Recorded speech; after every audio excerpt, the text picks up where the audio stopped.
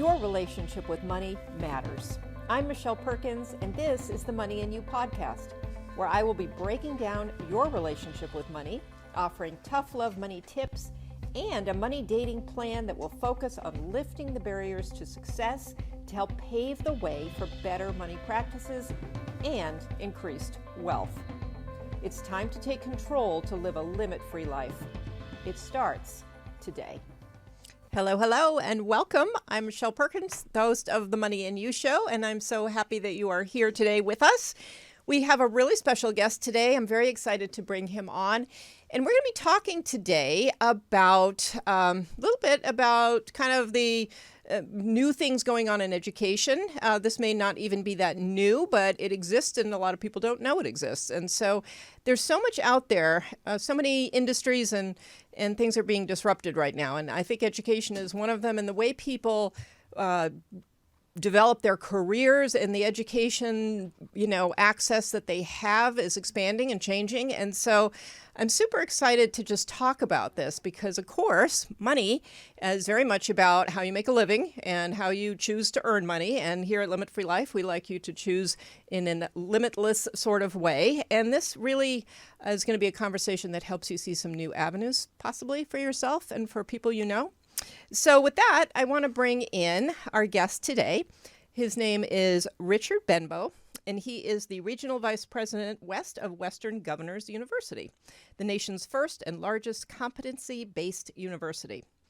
In this role, Mr. Benbow combines his passion for innovation and information technology with his desire to serve others to provide access to affordable, high-quality education for underserved adult learners throughout the region.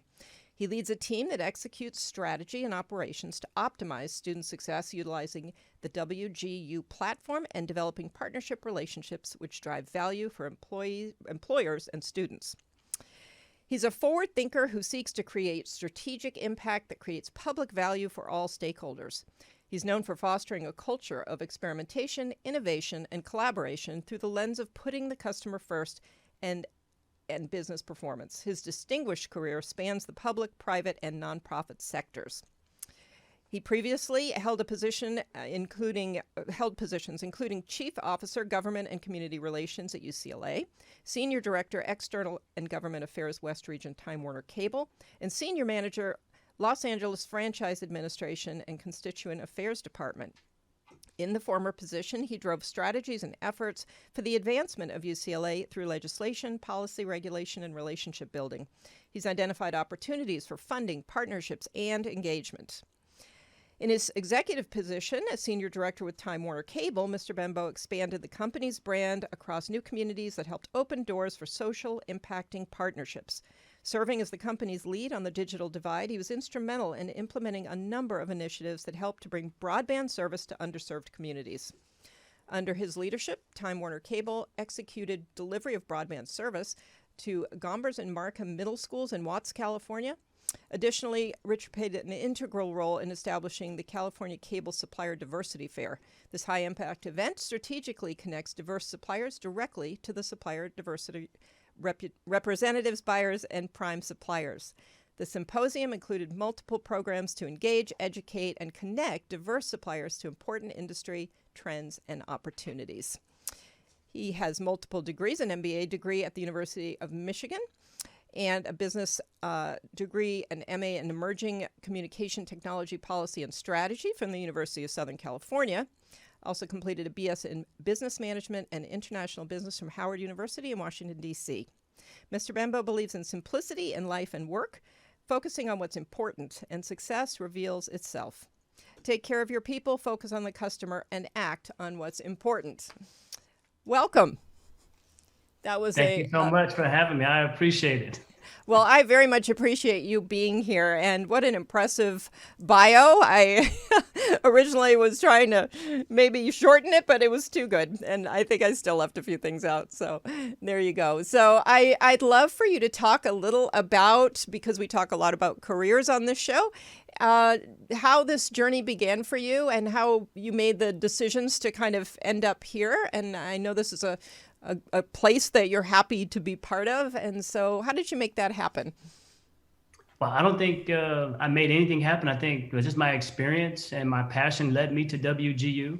I think you read in my bio, or read through my bio, that I'm very passionate about creating social public value, leveraging technology, and from my educational background, you can tell that I absolutely believe in the power of higher education and the opportunities it can provide. I've always felt that education is needed to advance and enhance those pathways to economic mobility.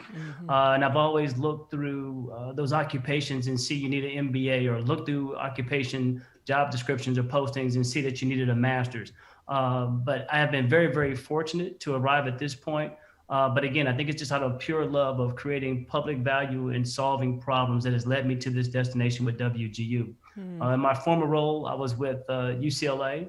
I live in Long Beach and worked at UCLA and traveled 28 miles one way. Those who live in Southern California know that that can be a rather daunting task. It was like a 2-hour commute both ways. And I often, contemplated life's problems and try to figure out ways to, solve those problems. I mean, a lot of time to spend on the 405 freeway. But one of the questions that I, thought of or pondered myself is, living in Southern California and the cost of living and navigating traffic. If I was someone who needed to pursue my bachelor's degree or wanted to pursue a master's degree so that I could, enhance my career trajectory, in the current landscape of higher education offerings, how would I be able to accomplish that if I was married, had a family, worked full time on one side of town and had to commute to the other side of town to make class? And I just think that dynamic or that question is probably thought of by many Southern California residents, or just California residents in general, who are looking for those opportunities to enhance their career trajectory. I mean, right now we're in the midst of, I think we're coming out of the pandemic, but we hear a lot about the Great Resignation, and folks are looking to career pivot, upskill or reskill. But in the current landscape and the current offerings, how is that possible? Just trying to manage all of life's dynamics. And I was very fortunate to come across WGU, an online competency-based nonprofit university that seemed to solve all of those problems. It's a university that you can leverage your prior learning experience and accelerate through curriculum or material that you already know, so that you can spend more time focusing on the things that you have yet to learn. As a nonprofit university, we offer affordable and flexible tuition. Our tuition for a 6-month term is a little over $4,000 per 6-month term. Our competency-based model and flat rate tuition really allows students to take as many classes as they can pass during that 6-month time frame, and the price not increase. And so when you're looking for affordable and flexible and accessible pathways to change your career pivot, upskill or reskill, or pursue that degree that you've always wanted to me, WGU was, an answer to that question, but also an answer to many folks who find themselves in that dilemma, an answer to their question. Yeah, fascinating. I had not heard of it. And so, can you tell me how you had you already heard about it? Was it something that came, across your radar at some point while you were at UCLA? How did you find out about it? I did not know about WGU. It is the best kept secret out there right now. I was actually contacted by a recruiter and had never heard of it, did a little research on it, understood the platform. They've been around 25 years, founded by 19 Western state governors who wanted to create a university that would serve students who weren't necessarily served well by the traditional higher ed institutions. And to be honest, not being that familiar with WGU, I actually turned the position down. And then I actually went out to visit and had the opportunity to meet the folks behind this great university, and absolutely fell in love with the people, the process, the passion, and the mission. And it became very, very clear to me that this was a calling for me, just kind of given my interest in higher education and belief in higher education. that it was an opportunity for me to participate in a organization that would make higher education more accessible and more affordable to a lot of underserved students. Yeah, I love that. I'm sort of having this whole image of you sitting on the freeway and driving and pondering this question of how, how can there be ways for people to, get these advanced degrees and things like that, and all of a sudden, this is sort of presented to you. There's some magic that goes on when you have a question in your mind that you're consistently asking yourself. So, yeah, really fascinating. Can you describe for people who may not know what competency-based learning is about? Because that's a whole different kind of paradigm. Absolutely, it's a different paradigm, and you have to change your mindset around higher education or just education in general. So competency-based learning is really focused on learning as opposed to seat time.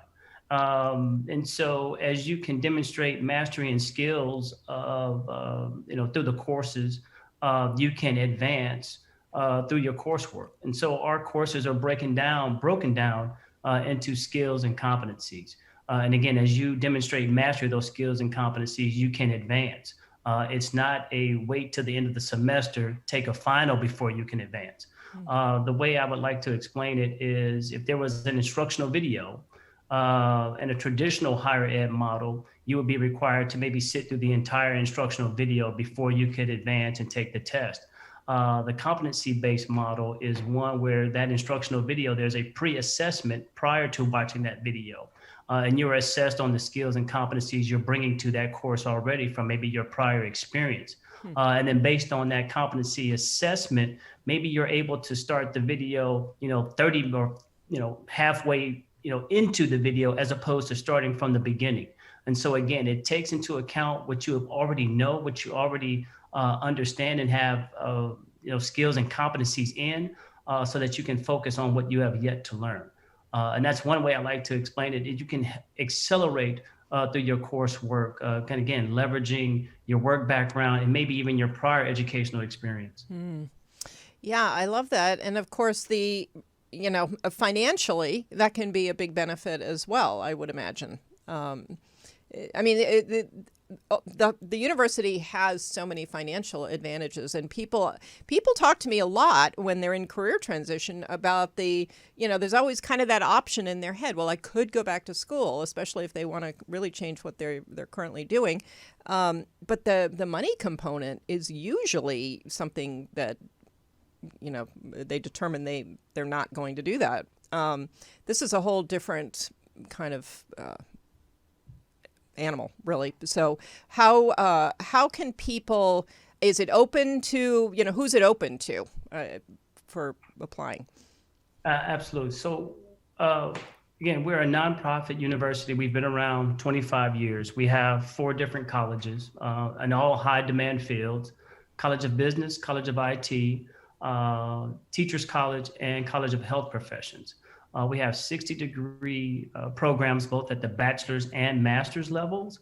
And we serve the entire nation, essentially. And so right now we have over 130,000 students currently enrolled nationwide. Wow. And over our 25-year span here that we've been operating, we have conferred over 250,000 degrees. We tailor mostly to adult learners, and that's some students with some college and no degree. But there are situations in which it's simply a high school diploma is only necessary for admissions. Wow. Okay. And so any age group, pretty much? Yes. Yeah. We just had commencement, I think last weekend in Phoenix, Arizona. Our youngest graduate, I think, was 19 years old, and our oldest graduate was 70. Oh, I love that. That's great. Okay. And so, yeah, what do you think are some of the, I hate to use the word problems, but I will. What are some of the current problems in our educational system that you see, partly from working where you currently work? And that's a great question. I think Number one, I think there is a skill shortage and maybe even a credential shortage, particularly as it relates to industry competencies and skills. Yeah. Industry or technology has impacted all phases of industry, and the technical skills required to be competitive in that market have changed dramatically. Education, unfortunately, hasn't necessarily changed over the course of time to more align with the fast moving or the rapid moving of the changes in industry. And so I think what we're seeing right now, we're in the midst of this great transition where corporations and employers are finding that there is a skill shortage, just kind of based on current working conditions. Southern, or not Southern, but Society of Human Resource Management polled their members, and I think it's 85% of their members have identified, or human resource or talent recruiters have identified, that they're unable to fill positions simply because of this skill shortage. The Public Policy Institute of California did a study, and in their study, they have cited that California will be 1 million degree holders short of the economic opportunity by 2030. Wow. And so again, the rapid changing of the skills needed to be competitive in the marketplace, and forgive me for this, but in the skill shortage here in California, this dynamic hitting all at once has created a dilemma here in California, where we have 5.7 million residents with some college and no degree. Wow. Okay. Yeah. And so, and it can, as far as your university goes, how there are 4 areas that you mentioned and will it be sticking to that, expanding it all? What do you see for the future? I think right now we're sticking with the 4 colleges, but we're constantly updating our curriculum and bringing on new programs. We recently signed a partnership with Google and their Grow with Google certificates, where completers of Grow with Google certificates will receive admission into WGU. We're in the process of finalizing or formalizing that partnership and developing new on-ramps, if you will, to those credential earners. We are constantly in communication with industry to make sure that our curriculum is aligned with industry standard, industry needs, and industry trends. And so we are always in the phase of updating our curriculum to make sure that it is aligned and updated so that it is relevant to the workforce. Yeah, thank you. And you mentioned the certificates, which I think is a really interesting way that we're going in certain areas with certification in lieu maybe of a degree in some cases.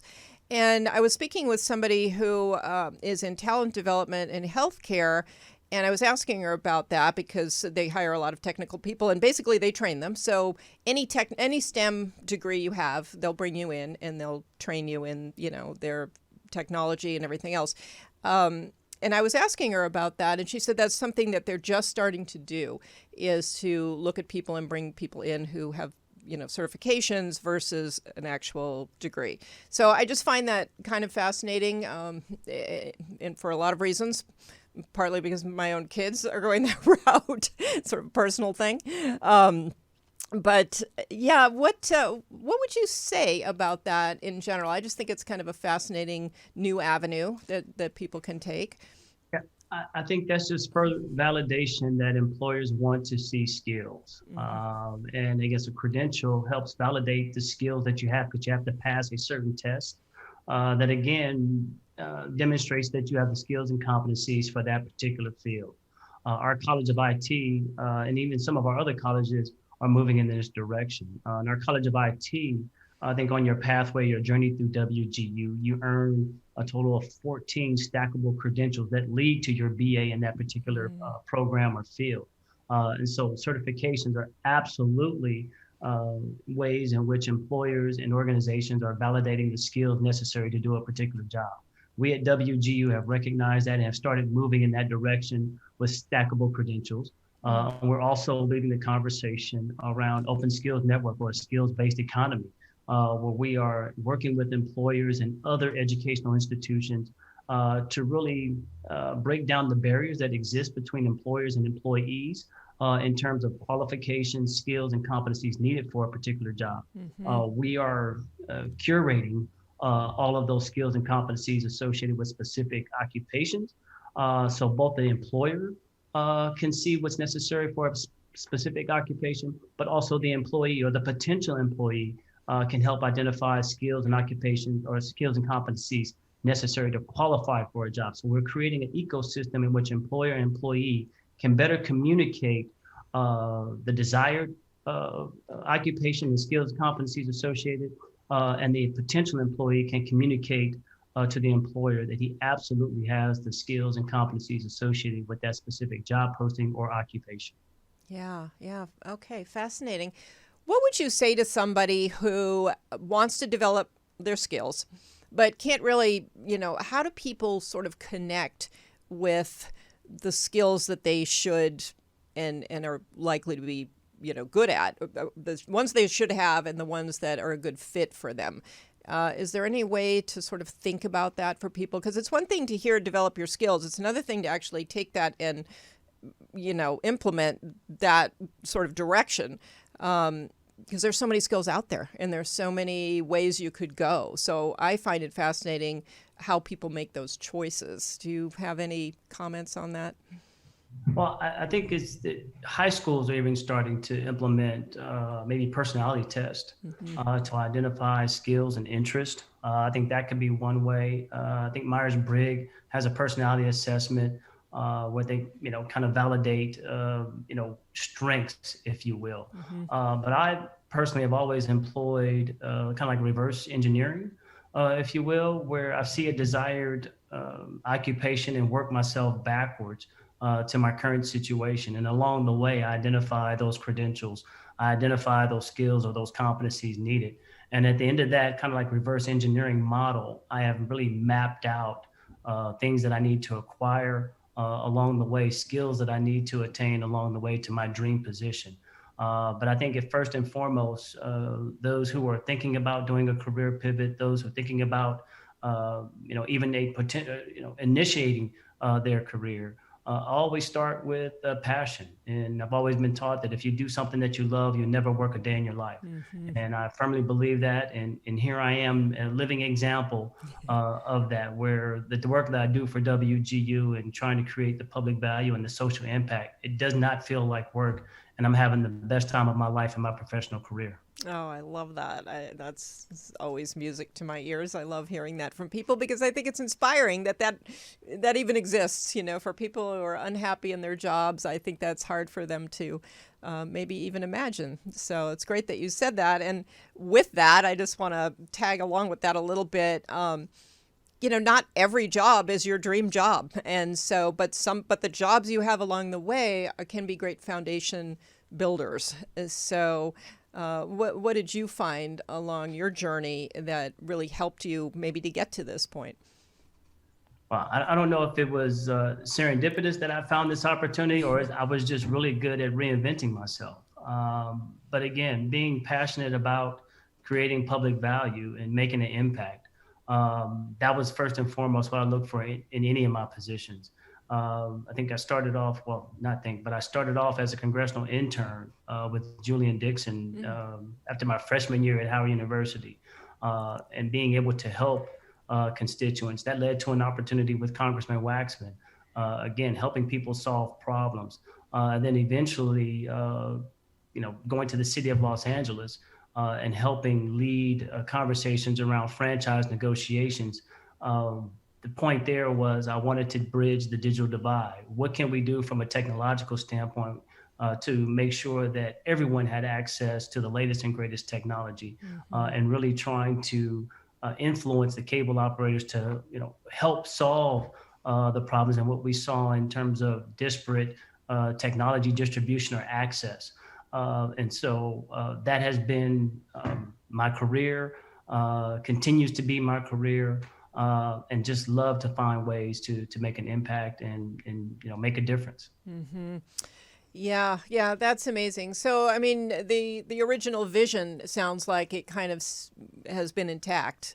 of helping people and solving problems. And so you sort of get more specific and narrow down, kind of ways to do that are meaningful and fulfill that passion that you have. I like the fact that you use the word passion. A lot of people don't like it anymore, but I think when you're in it, you get it. Yes.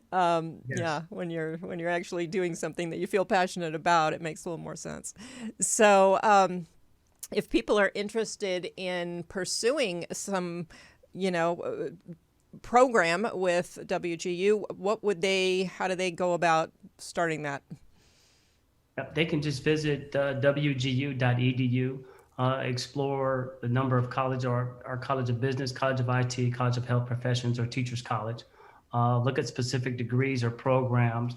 On that website, we even provide even a career advice in terms of what program will lead to a specific career or general careers within that program field, and give you access to really assess if that's an occupation that you want to pursue.